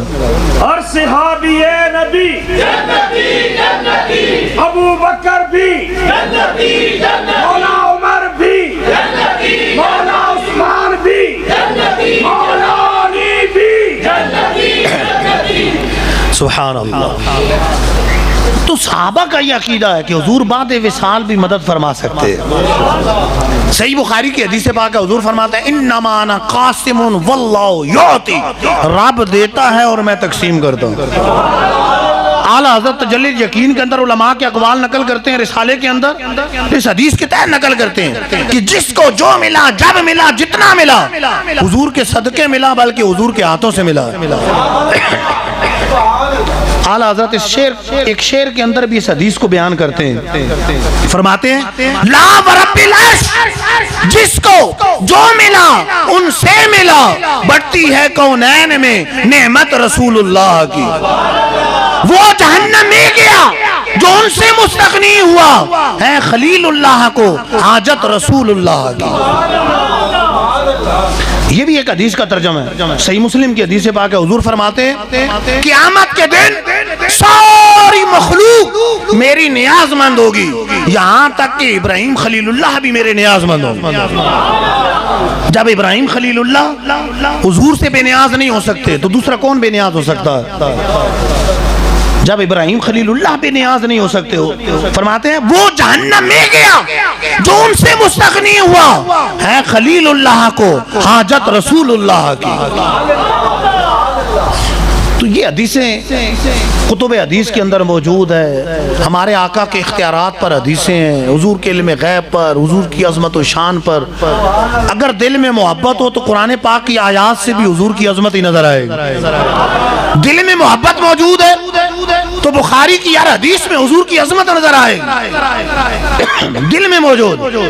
लेकिन अगर दिल में कुछ और बैठा हुआ है तो फिर कुछ और ही नजर आएगा। मौसम दिल का होता है, ये मुहावरा सुना होगा कि दिल का मौसम अगर अच्छा हो, आदमी दिल में जरा खुश हो तो कड़कती धूप भी है तो उसे बाहर ही नजर आएंगे, खिज़ां के मौसम भी उसे बाहर नजर आएंगे। दिल तो खुश है, और दिल अगर अफसुर्दा है तो फिर तो ऐसा लगेगा बाहर के मौसम भी गुलाब के फूल बाहर नहीं बरसा रहा है बल्कि खून के आंसू रो रहे हैं। उसे तो लगेगा बादल नहीं बरस रहे बल्कि कोई चीखे मार मार के रो रहा है। आसमान बारिश नहीं बरसा रहा बल्कि लगता है किसी के गम में रो रहा है, उसे ये लगेगा। अब यूं समझ लें, अगर किसी के लिए दिल में मोहब्बत हो, दिल में मोहब्बत हो तो फिर तो उसका रोना खौफ खुदा नजर आएगा। देखो खौफ खुदा में रो रहा है, इश्क मुस्तफ़ा में रो रहा है, और उसकी इबादत नमाज़ें पढ़ना इबादत और रियाजत नजर आएगा। उसका मुस्कुराना सुन्नत मुस्तफ़ा नजर आएगा, उसका हंस हंस के बातें करना खुश अखलाकी नजर आएगा। लेकिन दिल में नफरत बैठ जाए फिर लगेगा रोना रियाकारी कर रहा है, फिर इबादत दिखावा नजर आएगा, और फिर मुस्कुराना तंज नजर आएगा, फिर हंस हंस के बातें करना चापलूसी नजर आएगा। क्योंकि दिल में जो बैठा हुआ है, यानी दिल उसके साफ नहीं है तो फिर उसकी अच्छी बातें भी अच्छी नहीं लगेंगी। दिल में ऐसा बैठा हुआ, तो यही कैफियत देख लें। बुखारी की ये हदीसें, इनके बारे में क्या कहेंगे? रब ने इख्तियार दिया, हम भी कहते हैं रब ने अपने महबूब को इख्तियार दिए। इख्तियारात तशरीय पर बुखारी की इतनी हदीसें, सही मुस्लिम की हदीसें, इख्तियारात तकवीनिया पर इतनी हदीसें बयान की, शुरू से आखिर तक कितनी हदीसें बयान की। अब गिनना कोई शुरू करे तो शायद मैंने दर्जनों हदीसें बयान की, मुस्तनद कुतुब हदीस से हदीसें बयान की, लेकिन नजर उन्हें आएंगी कि दिल में अजमत मुस्तफ़ा। अगर ऐसे लोगों को सुनते हैं कि जिनके दिलों में वैसी कोई मसला बैठा हुआ है, वो तो कहते हैं कोई शय ही नहीं, कोई शय ही नहीं, इस तरह की बातें करते हैं, तो फिर ये अजमत समझ में नहीं आएगी, फिर ये बातें नहीं। हाँ, आशिकाने रसूल की सोहबत में बैठेंगे तो फिर बुखारी भी समझ आएगी। बिन इश्क नबी के पढ़ते पढ़ाते हैं जो बुखारी, आता है बुखार उनको, आती नहीं बुखारी। मोहब्बत से हम भी बुखारी पढ़ाते हैं। मैं अरसा दराज हो गया मैं सही बुखारी पढ़ा रहा हूँ, तवील अरसे से पढ़ा रहा हूँ, सही मुस्लिम पढ़ाता रहा हूँ, बुखारी पढ़ा रहा हूँ। मुझे पढ़ाते हुए वैसे आम तदरीस करते हुए 27 साल जारी, 27 साल हो गए। उस वक्त पढ़ाना शुरू किया, दाढ़ी शरीफ भी नहीं निकली थी, शुरू नहीं हुई, उस वक्त से पढ़ा रहा हूँ। तो हम भी बुखारी पढ़ा रहे हैं, हमें भी बुखारी की हदीस मैं आपके सामने बयान कर रहा हूँ। समझ उनको आएंगी कि जो आशिकाने रसूल से पढ़े, वरना किसी इस तरह के लोगों को सुनेंगे तो फिर कुछ और बातें समझ आएंगी, फिर ये नहीं, फिर तावीलें करते रहेंगे। आला हजरत ऐसे लोगों को समझाते हैं, जिक्र रोके फजल काटे नक्श का जो यार है, फिर कहे मर्दक वो उम्मत रसूलुल्लाह की। ये कैसा उम्मती जो मोहब्बत करता है उम्मती पर, तो जरूरी है अपने नबी से सबसे बढ़कर मोहब्बत करे, मखलूक में सबसे बढ़कर मोहब्बत करे। ला युमिनु अहदुकुम हत्ता अकूना अहब्बा इलैहि मिन वालिदी व वलदी वन नास अजमईन। लोगों, उस वक्त तक तुम में से कोई ईमान वाला नहीं हो सकता जब तक अपने वालिदैन से बढ़कर, बच्चों से बढ़कर, तमाम लोगों से बढ़कर मुझसे मोहब्बत ना करे। صحیح بخاری کی حدیث پاک ہے، یہ حدیث بھی صحیح بخاری کے اندر. لیکن یہاں امتی کیسا ہے؟ ذکر روکے، محفل میلاد نہیں نہیں نہیں، یہ کیسا امتی؟ محفل مصطفیٰ نہیں نہیں، محفل ذکر مصطفیٰ نہیں نہیں، محفل نعت نہیں نہیں نہیں، یہ روکنے والا یہ کیسا ہے؟ ذکر روکے، فضل کاٹے. فضیلت کی بات ہے، رب نے اختیارات دیے. نہیں نہیں نہیں، میں نہیں، رب نے کوئی ویت شاہی کوئی نہیں، میں نہیں مانتا. اچھا رب نے علم غیب دیا؟ نہیں نہیں، میں نہیں مانتا. رب تعالیٰ نے اتنا علم دیا؟ میں نہیں مانتا. افضل المرسلین بنایا؟ نہیں، میں نہیں مانتا. یہ کیا؟ میں نہیں. ذکر روکے، فضل کاٹے. فضیلت کی بات ہے تو نہیں، یہ بھی ثابت نہیں، یہ بھی ثابت ہے. حالانکہ ثابت ہے، سینکڑوں حدیثیں موجود ہے، سینکڑوں حدیثیں موجود ہے. لیکن اسے نظر نہیں آ رہا کیونکہ آنکھوں پہ پٹی بندھی ہوئی. بغض و اناد کی. ذکر روکے، فضل کاٹے، نقص کا جو یار ہے، نقص تلاش کرتا ہے. دیکھیں اگر علم غیب کی سینکڑوں حدیثیں وہ نظر نہ آئیں، دو چار نظر آ جائیں، فلان جگہ جواب نہیں دیا، فلان دیکھو فلان جگہ علم ہوتا تو جواب دیتے. حالانکہ جواب نہ دینا تمہیں علم کی دلیل نہیں. امی لفظ تو نظر آ گیا کہ حضور امی ہے، لیکن یہ معنی اس کا سمجھ میں نہیں آیا کہ امی کا مطلب یہ ہے کہ انسانوں سے نہیں پڑھا، بلکہ رب تعالیٰ نے زمین و آسمان کے علوم عطا فرمائے. امی کا مطلب تو یہ ہے کہ حضور فرماتے ہیں فَعَلِمْتُ مَا فِي السَّمَاوَاتِ وَمَا فِي الْأَرْضِ. رب تعالیٰ نے مجھے زمین و آسمان کے علم عطا فرمائے. علم دیا ہے، علم دیا ہے. امی کا یہ مطلب نہیں کہ آتا ہی کچھ نہیں، معاذ اللہ. لیکن وہی دل میں بیٹھا ہوا ہے، جو پیچھے سوچ آ رہی ہے اس کے مطابق تو کچھ اور ہی سمجھ آئے گا. ہزاروں حدیثیں نظر نہیں آ رہی، آیات نظر نہیں آ رہی، کوئی نہ کوئی چیز نکالنے کی کوشش کر. دیکھو کوئی کسی اپنے استاد سے محبت کرتا ہے تو تعریفیں کرے گا، میرے استاد جیسا استاد نہیں ہے، میرے استاد جیسا محدث نہیں، میرے استاد جیسا مدرس نہیں، میرے استاد جیسا مفتی نہیں، میرے استاد جیسا مقرر نہیں، میرے استاد جیسا مصنف نہیں. تعریف کرے گا لیکن وفادار ہے. غدار ہوگا کہ ہاں تو نام تو بڑا ہے لیکن کوئی نہیں. میں نے سوال پوچھا تھا، مجھے تو بڑا مفتی تو ہے، مجھے جواب نہیں دیا. تمہیں جواب نہیں دیا، پتہ نہیں کس وجہ سے تمہیں نہیں دیا. وہ جو ہزاروں کلاس کے اندر جواب دیے وہ نظر نہیں آ رہے. تمہیں ایک سوال کا جواب نہیں دیا تو تمہیں وہ بٹھا لیا دل میں. اس کا مطلب ہے کہ وفادار نہیں. دیکھیں سننے والی بھی سمجھ گئی کہ لگتا ہے استاد کے بارے میں کچھ دل میں کچھ دال میں کالا، کوئی مسئلہ خراب ہے، مسئلہ خراب ہے. اگر غدار ہے اور اگر وفادار ہے تو پھر تو تعریفیں کرے گا. تو یہاں ان کا ذکر ہو رہا ہے کہ جن پہ ہمارے استاد، ہمارے ماں باپ، ہمارے پیر ان کے قدموں پر قربان ہو جائے. رب نے جنہیں بے عیب پیدا کیا ہے، ذکر ہو کے فضل کاٹے، نقص کا جو یار ہے، پھر کہے مردک امت رسول اللہ کی. یہ کیسا امتی؟ امتی تو ایسا ہونا چاہیے کروں تیرے نام پہ جاں فدا، نہ بس ایک جاں دو جہاں فدا، دو جہاں سے بھی نہیں جی بھرا، کروں کیا کروڑوں جہاں نہیں. انہیں مانا انہیں جانا، نہ رکھا غیر سے کام، للہ الحمد میں دنیا سے مسلمان گیا. وہ کمال حسن حضور ہے کہ گمان نقص جہاں نہیں. یہی پھول خار سے دور ہے، یہی شمع ہے کہ دھواں نہیں. اللہ کی سرداب قدم شان ہے یہ، انسان نہیں انسان، وہ انسان ہے یہ. قرآن تو ایمان بتاتا ہے انہیں، ایمان یہ کہتا ہے میری جان ہے. امتی تو ایسا ہونا چاہیے، حضور سے نسبت رکھنے والی چیزوں سے محبت کرنے والا. صحابہ تو صحابہ ہیں، اہل بیت تو اہل بیت ہے. وہ تو مدینے کی ہر چیز سے محبت کرتا ہے. اعلیٰ حضرت مدینے گئے تھے، وہاں پر واپس آئے تو اپنے آپ کو سمجھاتے ہیں کہ مدینے کے کتے نظر آئے تھے، اپنا دل نکال کر کیوں نہیں پیش کیا؟ کیا مدینے کے کتوں سے جان پیاری، جان چلی جاتی؟ مدینے کے کتوں سے جان پیاری، پارہ دل بھی نہ نکلا دل سے تحفے میں رضا، ان سگانے کو سے اتنی جان پیاری. واہ واہ، جو مدینے کے کتوں سے اتنی محبت کرتا ہے وہ مدینے کے در و دیوار سے کتنی محبت کرے. امتی تو ایسا ہونا چاہیے، امتی ایسا ہونا چاہیے، لیکن یہ محبت ملے گی عاشقان رسول سے۔ عاشقان رسول کی صحبت میں بیٹھیں گے، سنیں گے تو محبت رسول ملے گی۔ اور جس کے دل میں کچھ بیٹھا ہوا ہے وہ تو کچھ اور ہی پٹیاں پڑھائے گا، کچھ اور باتیں بتائے گا، اسے یہ حدیثیں نظر نہیں آئیں گی۔ صحیح بخاری کرے گا، ان کی بات آئے گی تو اس کا کیا جواب دے گا؟ رب نے دیا، ہم بھی کہتے ہیں رب نے دیا، اس میں کیا اختلاف ہے؟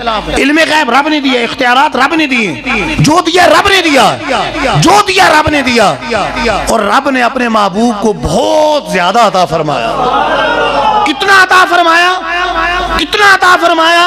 انا اعطیناک الکوثر، اے محبوب ہم نے آپ کو ہر چیز کی کثرت عطا فرمائی، آپ کو فضائل کی کثرت، آپ کو خصائص کی کثرت، آپ کو ناموں کی کثرت، آپ کو امت کی کثرت، آپ کو اولاد کی کثرت، ہر چیز کی کثرت ہم نے عطا فرمائی، ہر خوبی کی کثرت عطا فرمائی۔ جن کو رب نے اتنے اختیارات اتنے کو اپنائے، حضور کی صورت جیسی صورت بنائے، تو ہم نے حضور کی سنتوں پر بھی چلنا ہے۔ یہ کوئی نہ کہ دیکھو کیسا محفلیں سجانے والا ہے، یہ تو سود کھانے والا ہے، یہ کیسا محفلیں سجاتا ہے، وہ دیکھو حرام کماتا ہے، وہ دیکھو غلط نوکری کر رہا ہے، وہ دیکھو ملاوٹ والا مال بیچ رہا ہے۔ نہیں نہیں نہیں، کوئی یہ نہ کہے، یہ نہ کہے حضور کا دیوانہ ہے تو حضور کی شریعت پر بھی چلنے والا، حضور کی نعتیں بھی سننی سنانی ہے، حضور کا ذکر بھی سننا سنانا ہے، اور حضور کی شریعت پر بھی چلنا ہے، حضور کی سنتوں پر بھی عمل کرنا ہے۔ اللہ تعالیٰ سے دعا ہے جو سنا عمل کرنے کی توفیق عطا فرمائے، دعوت اسلامی کے ماحول سے وابستہ رہے۔ دیکھیں دعوت اسلامی الحمدللہ یہی سوچ فراہم کرتی ہے کہ ہم نے ذکر مصطفیٰ بھی کرنا ہے اور سنت مصطفیٰ پر بھی چلنا ہے۔ مدنی چینل دیکھیں، دیکھتے ہوں گے مدنی چینل، موسیقی نہیں ہے، عورت نہیں، وہاں ملے گا ذکر خدا ملے گا یا ذکر مصطفیٰ ملے گا، قرآن ملے گا، حدیث سننے کو ملے گا۔ ہفتہ وار اجتماع جمعرات کو فیضان مدینہ نوشہرہ میں ہوتا ہے، جمعرات کو بعد نماز مغرب نوشہرہ میں ہر جمعرات کو ہوتا ہے، ضرور شرکت کریں۔ وہاں کیا ہوگا؟ تلاوت ہوگی، نعت ہوگی، بیان ہوگا، دعا ہوگی۔ تو دیکھیں کچھ وقت ایسا روحانیت میں گزرے گا کہ انشاءاللہ عز و جل پورے ہفتے کی کمی پوری ہو جائے گی، کچھ سیکھنے کو ملے گا، نماز سیکھنے کو ملے گی، کچھ سننے کو ملے گا۔ پیوستہ رہیں گے تو انشاءاللہ بہار آتی جائے گی، انشاءاللہ عز و جل پیوستہ رہ شجر سے امیدیں بہار رکھ۔ تو ضرور شرکت کریں اجتماع پاک میں۔ اللہ تعالیٰ سے دعا ہے جو سنا عمل کرنے کی توفیق عطا فرمائے، آمین۔ بجن میں یہ ہوتا ہے کہ گھر میں اگر رکھا ہوا ہے تو صدقہ گھر میں ہو تو اس سے بلائیں آتی ہیں، حالانکہ ایسا نہیں ہے، یہ لوگوں کی خام خیالی۔ صدقہ ڈال دیا نیت سے تو ثواب ملنا شروع ہو گیا، اگرچہ لوگوں کو ابھی نہیں دیا، ثواب ملنا شروع ہو جائے گا، بلکہ انشاءاللہ عز و جل صدقہ باکس کے اندر ڈالیں گے، اس کی برکت سے بلائیں ٹلیں گی، بلائیں آئیں گی نہیں، بلائیں ٹلیں گی انشاءاللہ عز و جل۔ تو یہ لوگوں کے اپنا خیال ہے، کوئی کسی طرح کی حدیث نہیں ہے، کوئی روایت نہیں ہے کہ یوں گھر کے اندر صدقہ پڑا ہو نکال کے تو بلائیں آتی ہیں، ایسا نہیں۔ صدقہ نکال دیا، صدقہ رکھ دیا تو انشاءاللہ عز و جل صدقہ دینے کا ثواب مل جائے گا، اور ثواب ملے گا تو صدقے کی برکتیں ملیں گی۔ صدقہ تو بلاؤں کو ٹالتا ہے۔ صلو علی الحبیب۔ اگر لوگوں سے ملتے ہیں کہیں یہ عبادت کے دکھاوے کے زمرے میں تو نہیں آتا۔ دیکھیں دکھاوا اور ریاکاری دل کا کیفیت کا نام، یہ دل کی کیفیت ہے۔ ہو سکتا ہے کہ اس لیے گھر گھر جا کے مل رہے ہوں کہ ان سے دعائیں لے رہے ہوں، اس لیے گھر گھر جا کر مل رہے ہوں کہ ہو سکتا ہے کہ میری وجہ سے اوروں کو بھی ترغیب ملے، کوئی حج پہ چلا جائے اس کا ذہن بنے کہ یار مجھے بھی جانا چاہیے، رب نے مجھے بھی مال دیا ہے، 10 ایکڑ میری زمین ہے، 1 ایکڑ بیچوں تو میں حج کر لوں، حج مجھ پر فرض ہو گیا، اور یہاں پر ایکڑوں زمین ہے، کئی ایکڑوں کے اندر زمین موجود ہے اور حج ہی نہیں کرتے، سمجھتے ہیں کہ ہمارے پاس ہے ہی کچھ نہیں، حالانکہ تھوڑی سی زمین بیچے تو حج کر سکتے ہیں، حج فرض ہو جائے، تو ہو سکتا ہے ذہن کسی کا بن جائے۔ فاروق اعظم رضی اللہ تعالیٰ عنہ قربانی کے دن آتے تو اپنے خادم سے کہتے کہ قربانی کا جانور لے کر گلیوں میں گھماؤ اور بتاؤ یہ فاروق اعظم یعنی عمر فاروق کی قربانی کا جانور ہے، لوگوں کو بتاؤ۔ کیوں؟ تاکہ لوگوں کو پتہ قربانی کا دن آ گیا، لوگوں کو پتہ چلے، ان کو ترغیب ملے، ان کا ذہن بنے۔ تو اچھی نیت بھی ہو سکتی ہے اور ریاکاری بھی ہو سکتی ہے، یہ تو دل کی کیفیت کا نام۔ دیکھیں حضرت سعد رضی اللہ تعالیٰ نے حضور کی بارگاہ میں حاضر ہوئے کہ میری والدہ وفات پا گئی ہیں، حضور میں ان کے لیے کیا صدقہ کروں؟ فرمایا کنواں کھدوا دو، ان کے لیے پانی کا صدقہ کرو۔ انہوں نے کنواں کھدوایا اور اوپر لکھ دیا ھذہ لأم سعد، لکھ دیا یہ ام سعد یعنی سعد کی والدہ کے اصالِ ثواب کے لیے، ان کے اصالِ ثواب کے لیے۔ تو یہاں بھی ریاکاری ہو سکتی ہے، لیکن انما الاعمال بالنیات، ترغیب بھی ہو سکتی ہے، کچھ دعائیں کی نیت ہو سکتی ہے کہ میں جن کے اصالِ ثواب کے لیے کر رہا ہوں، جو دیکھے گا ان کو دعا دے گا، ثواب بھی ہو سکتا ہے۔ تو لہٰذا اچھی نیت بھی ہو سکتی ہے اور بری نیت بھی ہو سکتی ہے۔ اپنے دل پہ خود غور کریں جو جا کے ملتے ہیں کہ نیت کیا بن رہی۔ انما الاعمال بالنیات، بخاری کی پہلی حدیث بات، اعمال کا دار و مدار نیتوں پر۔ نیت اچھی تو ٹھیک ہے، نیت بری تو خود وبال آئے گا۔ لیکن ہمیں یہ ہے کہ ہم اس کے بارے میں حسن ظن رکھیں۔ جہاں ریاکاری گناہ ہے وہاں پر بدگمانی کرنا بھی گناہ، بدگمانی بھی گناہ، اس کی بھی شرعاً اجازت نہیں کہ کسی کے خلاف بدگمانی کرتے رہے۔ تو لہٰذا نیت پہ ڈیپینڈ کرتا ہے، اچھی نیت سے بھی ہو سکتا ہے اور بری نیت سے بھی ہو سکتا ہے۔ انما الاعمال بالنیات۔ صلو علی الحبیب۔ تصویر اس طرح لگانا جائز نہیں ہے۔ تو یہ تو پتہ نہیں چلا، انہوں نے شاید دیکھ لیا تو تبھی یہ سوال کر رہے ہیں۔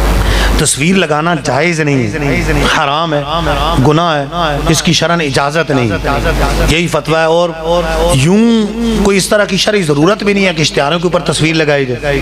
شناختی کارڈ کی چلو ضرورت ہوتی ہے، نوٹوں کے اوپر ہماری مجبوری ہے، نوٹ اپنے پاس رکھنے ہیں، اس کی ضرورت پوری ہوتی ہے، لیکن تصویر جو بناتے ہیں ان کا اپنا معاملہ ہے۔ تو لہٰذا شناختی کارڈ پہ مجبوری، جہاں مجبوری ہے وہاں الگ بات ہے، اشتہاروں پہ کون سی مجبوری؟ تو لہٰذا یہ تصویر لگانا جائز نہیں ہے۔ حدیث پاک میں بتایا گیا کہ جن وجوہات کی وجہ سے سب سے زیادہ گناہ ہوگا اس میں ایک تصویر بنانا بھی، کہ تصویر بنانے والے کو سب سے زیادہ گناہ عذاب دیا جائے گا۔ سب سے زیادہ جن لوگوں کو عذاب دیا جائے گا اس میں ایک تصویر بنانے والا بھی، اور اسے کہا جائے گا اس میں روح ڈالو، اگر روح نہیں ڈال سکے گا اسے عذاب ہوتا رہے گا۔ تو یہ تصویر، پرنٹڈ تصویر جو پینافلیکس پہ ہے، تصویر اس طرح باہر رہتی ہے، یہ شرعاً جائز نہیں۔ یہ مووی کا الگ معاملہ ہے، کیونکہ مووی آئینے کی طرح ہے، جس طرح آئینے میں تصویر نظر آتی ہے، آئینہ وہ حقیقت میں شعائیں ہوتی ہیں، تو یہ بھی شعائیں ہیں، یہ قید ہو جاتی ہیں، بس آئینے میں قید نہیں ہوتی۔ تو یہ تصویر اس طرح نہیں ہے، پرنٹڈ جو تصویر جو ظاہر نکل آئے تو وہ جائز نہیں، وہ ناجائز ہے اور گناہ ہے۔ تو اب جنہوں نے بنوائی ہے وہ توبہ کر لیں۔ اب یہ مجھے پتہ نہیں تھا اور بغیر اجازت اس طرح کیا گیا تو یہ غلط کیا، مطلب اس طرح کرنا بھی نہیں چاہیے تھا۔ تو پینافلیکس پہ تصویر جو بنائی گئی ہے تو اس کی اجازت نہیں۔ ہاں کوئی عالم اگر بنواتا ہے کہیں، ان پہ ہم انگشت نمائی نہیں کریں گے، مطلب یہ نہیں کریں گے۔ تو کیا دلیل ہے ان کے پاس، وہ فتویٰ سامنے آئے گا تو پھر بات ہو۔ لیکن ہمارا فتویٰ دارالفتاء اہل سنت کا، دعوت اسلامی کا یہی ہے کہ یوں اشتہاروں پہ تصویریں حرام ہیں، گناہ۔ ہمارے عام طور پہ یہ ہوتا ہے مکھی پہ مکھی مارتے ہیں، اچھا فلاں بناتا ہے تو اس نے بنا لی، فلاں بنا لی، فلاں نے بنایا اس نے بنوا لی۔ یہ نہیں دیکھتے کہ کیوں بنوا رہا ہے، فتویٰ کیا ہے۔ کسی بھی عالم کا یوں ہمارے دور میں کسی عالم کا فعل حجت نہیں، فتویٰ حجت۔ اگر ان کو کوئی فتویٰ ہے تو فتویٰ سامنے آیا تو پھر بات ہوگی کہ فلاں فتویٰ دیتے ہیں، یہ نہ کہیں کہ فلاں بنواتا ہے، فلاں بنواتا ہے۔ تو پتہ نہیں، ہو سکتا ہے اس کی بھی بغیر پوچھے بنوا لے، ہو سکتا ہے یہ میرے اشتہار کی بھی کوئی دلیل بعد میں بناتا رہے کہ دیکھو فلاں نے بنوائی ہوئی، حالانکہ مجھے پتہ ہی کوئی نہیں۔ تو ہو سکتا ہے ان کی بھی ایسی ہی لوگ بنا دیتے ہو، یہ بھی ہو سکتا ہے۔ تو لہٰذا یوں مطلب نہیں بنانی چاہیے، اور نہ پھر وہ نعت خوان پھر ایک دوسرے کے پیچھے لگے ہوتے ہیں، فلاں نے بنا لیا، فلاں کے پیچھے فلاں نے بنا لیا، فلاں نے بنا لیا، تو اس کی اجازت نہیں۔ اللہ عز و جل عمل کی توفیق عطا فرمائے۔ جی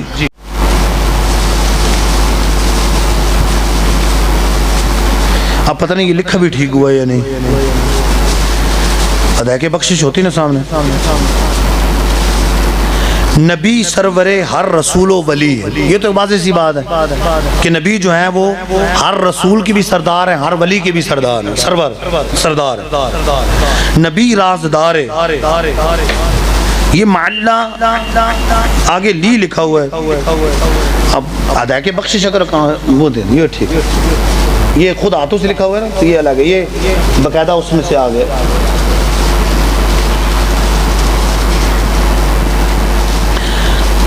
اچھا، نبی رازدار معلّہ لی ہیں۔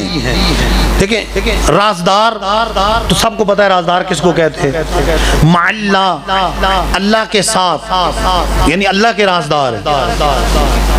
اللہ کے رازدار ہیں.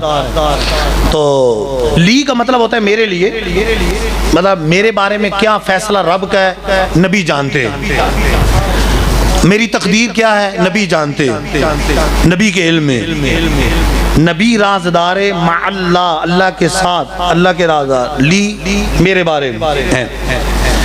وہ نامی کے نام خدا نام تیرا، نامی یعنی وہ نام والے، جیسے نام گرامی، وہ نامی یعنی وہ نام ہے آپ کا کہ نام خدا نام تیرا، کہ جو خدا کے نام ہے وہ نام حضور کے بھی بعض نام، کہ رب نے حضور کو بھی وہ نام عطا فرمائے. رؤوف و رحیم و علیم و علی ہے، کہ رب کا نام بھی رؤوف ہے، رب نے حضور کو بھی رؤوف قرآن میں فرمایا. رب بھی رحیم ہے، بسم اللہ الرحمن الرحیم، اور رب نے حضور کو بھی قرآن پاک میں رحیم فرمایا. رب بھی علیم ہے، رب نے قرآن میں حضور کو بھی علیم فرمایا. رب کا نام بھی علی ہے، علی یعنی بلند و بالا، اور حضور کا ایک نام بھی علی ہے، اور مولا علی کا نام بھی علی ہے، علی. تو رب تعالیٰ نے محبوب کو وہ نام دیے، وہ نام دیے کہ رب کے اپنے نام بھی ہیں، اور رب تعالیٰ نے وہ نام بعض نام اپنے محبوب کو بھی عطا فرمائے. دیکھیں قرآن پاک میں رؤوف الرحیم حضور کو فرمایا گیا، حضور رؤوف الرحیم ہے، علیم ہے، علی ہیں، اور یہ نام رب کے بھی ہیں. تو خالی ناموں کے اشتراک سے شرک لازم نہیں آتا، ورنہ تو یہاں شرک ہو جائے کہ دیکھو رب بھی رؤوف ہے، حضور بھی رؤوف ہے، رب بھی رحیم ہے، حضور بھی رحیم ہے، اور قرآن پاک کے موجود ہے کہ حضور کو رب نے رؤوف الرحیم کہا ہے، حضور کو رب نے رؤوف الرحیم کہا ہے. تو صرف ناموں کے اشتراک سے شرک نہیں آتا، اللہ تعالیٰ کی صفت ذاتی ہے جو صفت بھی ہے، اور محبوب کی جو صفت بھی ہے رب نے عطا فرمائی. تو فرق ہو گیا نا، رب کی ذاتی ہے اور محبوب کی عطائی ہے کہ رب نے اپنے محبوب کو عطا فرمائی. تو ذاتی عطائی کا فرق ہے، اور پھر یہ بھی فرق ہے کہ رب کی جو صفت ہے اس کی کوئی انتہا نہیں ہے، لا متناہی، اور محبوب کی اور مخلوق کی ساری صفات متناہی، اس کی کوئی حد ہے. تو اتنا بڑا فرق ہونے کے باوجود شرک لازم نہیں آتا. یہاں نام کو دیکھ کے شرک کہتے، یہ تو 2-4 مثالیں دی ہیں، قرآن و حدیث سے ایسی درجنوں مثالیں ہو سکتی ہیں کہ جو رب نے اپنے بارے میں فرمایا وہی رب نے مخلوق کو بھی فرمایا، مخلوق کے بارے میں بھی فرمایا. جو رب کے نام ہے وہ مخلوق کے، اور بالخصوص نبی الانبیاء ہمارے آقا و مولا صلی اللہ علیہ وسلم کے نام مبارک. جی کتابیں نیٹ پہ بھی موجود ہیں، مل جاتی ہیں، خود پڑھیں، خود علاج کریں. بیٹا بیمار ہو جائے، اس کو آپریشن کی حاجت تو سرجن کے پاس جانے کی حاجت نہیں ہے. اوزار ایسے دکانوں سے مل جاتے ہیں، نائی سے لے آئیں، خود چیر پھاڑ کریں، دل نکالیں، صفائی کریں، دوبارہ رکھ دیں. یہ کبھی نہیں سنا گا، کوئی نہیں کہے گا، کیونکہ جان عزیز ہے، جان عزیز ہے. کیوں ہاتھ نہیں ڈالتے کہ ہمیں اس کا تجربہ نہیں، ہمیں اس کا پتہ نہیں، ہمیں اس کا علم نہیں، جان عزیز. اچھا یہ بھی کبھی نہیں سنا ہوگا درزی سے کپڑے نہ سلوائیں، یہ تو بڑا اچھا سوٹ میں لایا ہوں، بڑا زبردست سوٹ لایا ہوں، درزی سے سلوانے کی حاجت نہیں. یہ میں اس طرح کرتا ہوں کہ خود سیتا ہوں. نیٹ پہ طریقہ ہوگا، درزی وغیرہ ڈال دیتے ہیں، میں دیکھ لیتا ہوں، خود کروں. اب اگر خود کپڑا سیے گا تو پھر ملنگی لگے گا. کپڑا عزیز ہے، ایسی حرکت نہیں کریں گے، کپڑا عزیز ہے. اور یہاں ایمان عزیز نہیں. حال یہ ہے کہ یہ وہ لوگ باتیں کرتے ہیں جنہیں قرآن پاک تلفظ سے پڑھنا ہی نہیں آتا. الحمد کو الحمد پڑھ رہے ہیں جن کی نماز ہی نہیں ہوتی، قل کو قل پڑھ رہے ہیں جنہیں پڑھنا ہی نہیں آتا، جنہیں عربی نہیں آتی. یہ ایک وہ دینی ان پڑھ آدمی، وہ تو اس کی عربی نہیں ہے، وہ جس کا میں نے پہلے ذکر کیا لا الہ الا اللہ کا ترجمہ کر رہا ہے، اللہ کے علاوہ کوئی شے ہی نہیں. حالانکہ اس کا مطلب یہ ہے کہ اللہ کے علاوہ کوئی عبادت کے لائق نہیں، اسے ترجمہ ہی نہیں آتا. وہ تو یہی کرے گا، وہ تو یہ تھا ران جسے عربی میں پٹ کہتے. اب پے عربی میں ہے ہی نہیں، نہ ٹے عربی میں. وہ کہتے ہیں اسے عربی میں پٹ کہتے ہیں، یہ اس کی عربی، پڑھا ہی کچھ نہیں، اور وہ دعوے کر رہا ہے کہ نہیں خود پڑھ کے خود ہی کرو، خود ہی سارے کرو، اور خود کرنے لگتے ہیں تو کیا چوکے چھکے لگاتے ہیں۔ دیکھیں عربی نہیں آتی، ترجمے پڑھتے ہیں، ترجمہ جو کر لیا تو جو ترجمہ کرنے والا ہے اس کی تقلید ہی کر رہے ہیں، پیروی کر رہے ہیں۔ کیا کر رہے ہیں؟ خود ترجمہ نہیں آتا تو ترجمے والے کی پیروی کر رہے ہیں کہ فلاں نے ترجمہ کیا، میں اس کا ترجمہ دیکھ کے کر رہا ہوں، خود تو ترجمہ آتا کوئی نہیں۔ میں اپنے علاقے میں پنڈی گئے میں مسجد میں نماز پڑھ رہا تھا تو ایک بابا جی تو آرمی سے ریٹائر تھے، میں 4 زانو ہو کے بیٹھا ہوا تھا نماز پڑھ کے، تو وہ مجھے کہنے لگے کہ یہ بخاری میں لکھا ہوا ہے کہ 4 زانو ہو کے یہ آلتی پالتی مار کے انگوٹھ مار کے بیٹھنا یہ حرام ہے۔ میں نے کہا بابا جی اللہ خیر کرے، کیا کہہ رہے ہیں آپ؟ نہیں لکھا ہوا ہے بخاری۔ میں نے کہا چلیں، میں ان گھر چلا گیا، گھر گیا تو میں نے کہا دکھائیں بخاری، ترجمہ لے گئے، میں نے کہا یہ بخاری تو نہیں ہے، یہ تو ترجمہ ہے۔ کہنے لگا بس اسی میں سے میں نے پڑھا ہے۔ میں نے کہا چلیں دکھائیں کیا پڑھا۔ آپ حیران ہوں گے وہاں عربی کا لفظ ہے احتبا، جس کا مطلب ہوتا ہے سرین کے بل بیٹھنا، یعنی گھٹنے کھڑے کر کے سرین کے بل بیٹھنے کو کہتے ہیں، جیسے یہ بھائی بیٹھے، اور وہاں پر قید بھی ہے، شرط بھی ہے، جب بے پردگی ہو رہی ہو تو اس طرح بیٹھنے سے حضور نے منع کیا، جب بے پردگی ہو رہی۔ اب بابا جی کو بے پردگی نظر نہیں آئی، کئی دفعہ ایسا ہوتا ہے کہ جیسے تہمت وغیرہ عرب کی عادت تھی، تہمت وغیرہ باندھتے تھے، تہمت باندھتے تھے، اب اس میں یہ ہوتا تھا کہ سر اگر بیٹھیں گے تو کئی مرتبہ بے پردگی کا خطرہ ہوتا تھا، تو حضور نے منع کیا کہ بے پردگی ہو رہی ہے تو احتبا کرنے سے منع کیا۔ بابا جی نے وہ قید بھی چھوڑ دی، اور اسے اس ترجمہ کرنے والے نے کیا تھا انگوٹھ ٹے کے ساتھ، وہ سمجھے یہ پنجابی کا انگوٹھ ہے، یہ پنجابی کا انگوٹھ ہے 4 زانو، اور فتوے دینا شروع کر دیا کہ انگوٹھ مار کے بیٹھنا حرام ہے۔ کتنا بڑا بلنڈر مارا، خود ترجمہ پڑھ کے فتوہ دینے، اور کچھ آتا ہی نہیں۔ اب ایسے لوگ کہتے ہیں کہ خود کریں، خود یہ خود کریں، اور ترجمے پڑھ کے کریں، عربی بھی نہیں آتی۔ جو بڑے بڑے عربی دان تھے وہ تو کہہ گئے کہ تقلید واجب ہے، وہ تو تقلید کے قائل تھے۔ اب دیکھ لیں امام بخاری کا ایک اختلاف ہے کہ خود مجتہد ہے یا وہ خود مقلد ہے۔ خود مجتہد نہیں ہے تو انہوں نے بھی تقلید کی، امام مسلم نے تقلید کی، امام ترمذی نے تقلید کی، سنن ابن ماجہ جن کی ہے امام ابن ماجہ انہوں نے تقلید کی، امام نسائی نے تقلید کی۔ غوث پاک مقلد ہیں، عملی ہیں، غوث پاک مقلد ہیں تقلید کرنے والے، خواجہ غریب نواز حنفی ہیں مقلد ہیں تقلید کرنے والے، داتا حضور حنفی ہیں امام اعظم کی تقلید کرنے والے۔ آپ پچھلی 14 صدی 13 صدیاں دیکھ لیں، دوسری صدی کے بعد یہ جو ائمہ مجتہدین پہلی صدی کے بعد جو گزرے ہیں، آپ دیکھ لیں پہلی صدی کے بعد دیکھیں تو یہ 15ویں صدی 14 صدیاں گزر گئی، 15ویں جاری ہے، تو 13 صدیوں کے بعد دیکھ لیں کہ سارے آپ کو مسلمان مقلد ہی نظر آئیں گے، یا مجتہد ہوں گے یا مقلد ہوں گے، پوری امت۔ اور حضور فرما رہے ہیں لا تجتمع امتی علی الضلالہ، میری امت گمراہی پہ جمع نہیں ہو سکتی، میری امت گمراہی پہ جمع نہیں ہو سکتی۔ ولی غوث کتب ابدال محدث مفسر سارے مقلد۔ اب 14ویں صدی میں آ کے بعض لوگ کہیں نہیں ہمیں تقلید نہیں کرنی، ہم تو خود پڑھے، تو وہ 14 صدیوں نے عربی نہیں آتی تھی، وہ جو قرآن و حدیث کے اصل قرآن و حدیث کے سمندر کے اندر تیراکی کرنے والے بزرگ تھے، قرآن و حدیث کو سمجھنے والے، عربی کو سمجھنے والے، وہ تقلید کر رہے ہیں۔ اور یہاں ایک جاہل ان پڑھ آدمی جسے عربی نہیں آتی، قرآن و حدیث سے تو جاہل ہے، باقاعدہ پڑھا نہیں ہے، اور وہ یہ دعویٰ کرے کہ نہیں تقلید ضروری نہیں ہے، جو مرضی کرو خود ہی کرو جو مرضی کرو، اور عربی نہیں ہے، عربی کے اس سے قرآن و حدیث کو ڈائریکٹ پڑھ ہی نہ سکے، اور وہ ایسا دعویٰ کرے۔ قرآن نے دیکھے یہ نہیں کہا کہ خود قرآن پڑھ کے سمجھو، قرآن نے کیا کہا سنیں، فَاسْأَلُوا أَهْلَ الذِّكْرِ إِن كُنتُمْ لَا تَعْلَمُونَ، تمہیں علم نہیں ہے تو علم والوں سے پوچھو، علم والوں سے سوال کرو، ان سے پوچھو، ان کی پیروی کرو، وہ تمہیں قرآن و حدیث سمجھائیں گے، وہ تمہیں قرآن و حدیث سمجھائیں گے۔ قرآن کا فیصلہ ہے، جو مسلمانوں کے الگ راستہ اختیار کرے گا ہم اسے جہنم میں ڈال دیں۔ اب دیکھ لیں دنیا میں مقلد 80% سے زیادہ، اور جو غیر مقلد ہیں تقلید کا انکار کرنے والے ہیں وہ نمک کے برابر، بہت کم لوگ ہیں، بہت کم، باقی سارے مقلد تقلید کرنے والے۔ اور اگر پیچھے صدیوں سے دیکھیں تو اپنا 99% آپ کو مقلدین ہی ملیں گے، اگر یوں دیکھیں 13 صدیوں میں دیکھیں، یا مجتہد یا پھر مقلد تقلید کرنے والے۔ اور یہ جو خود دعویٰ کرتے ہیں تو یہ بھی خود حدیث کو کیسے جھاڑ بیٹا کرتے ہیں، امام بخاری نے اسے یہ لکھ دیا تو امام بخاری کی تقلید کرنے پہ، اچھا امام مسلم نے اس حدیث کے بارے میں یوں لکھ دیا تو ان کی تقلید کرنے پہ، خود سے تو نہیں کر رہے، ان کی پیروی کر رہے ہیں۔ ان کی پیروی کر رہے ہیں، فلاں نے یہ لکھ دیا ان کی پیروی کر رہے ہیں۔ جب امام بخاری کی آپ پیروی کر رہے ہو کہ امام بخاری نے یہ لکھ دیا، امام بخاری نے یہ کر دیا، امام بخاری نے حدیث کے بارے میں کہہ دیا یہ صحیح ہے یا فلاں ہے کہہ دیا، تم تقلید کر رہے ہیں، تو جو امام بخاری کے استاد کے استاد کے استاد کے استاد کے استاد امام بخاری کے استاد امام احمد بن حنبل، امام احمد بن حنبل کے استاد امام شافعی، امام شافعی کے استاد امام محمد، اور امام محمد کے استاد امام ابو یوسف، اور امام ابو یوسف کے استاد امام اعظم، تو ان کی پیروی نہیں کریں گے تو کس کی پیروی کریں گے؟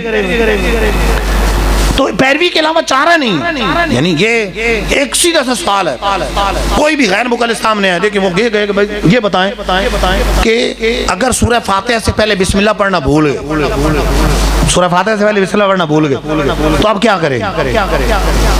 سراحتاً قرآن پاک کی آیت دکھائیں یا حدیث دکھائیں، تیسری بات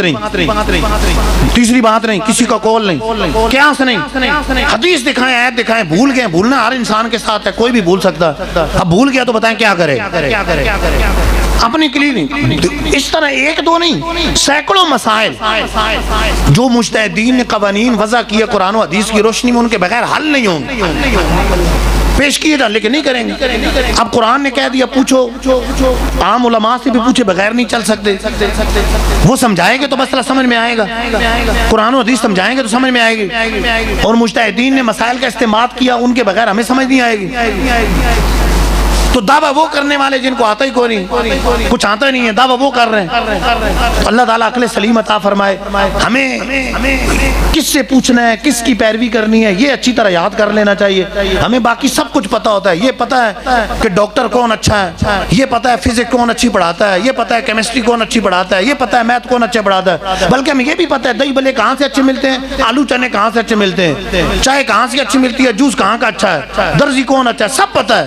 نہیں پتہ تو یہ نہیں پتہ کہ مستند مفتی کون ہے، کس سے فتویٰ لینا ہے، کس سے پوچھنا ہے، یہ ہمیں نہیں پتہ۔ یہ ہمیں پتہ ہے بس نیٹ پہ دیکھا، جو اللہ سب اللہ جو سامنے آیا، جو اس طرح کا آدمی آ گیا ان پڑھ کے سمجھ بس چپ کر کے سن لیں، تو یہ نہیں ہونا چاہیے۔ اللہ تعالیٰ میں عقل سلیم عطا فرمائے اور دین کی سمجھ بوجھ عطا فرمائے۔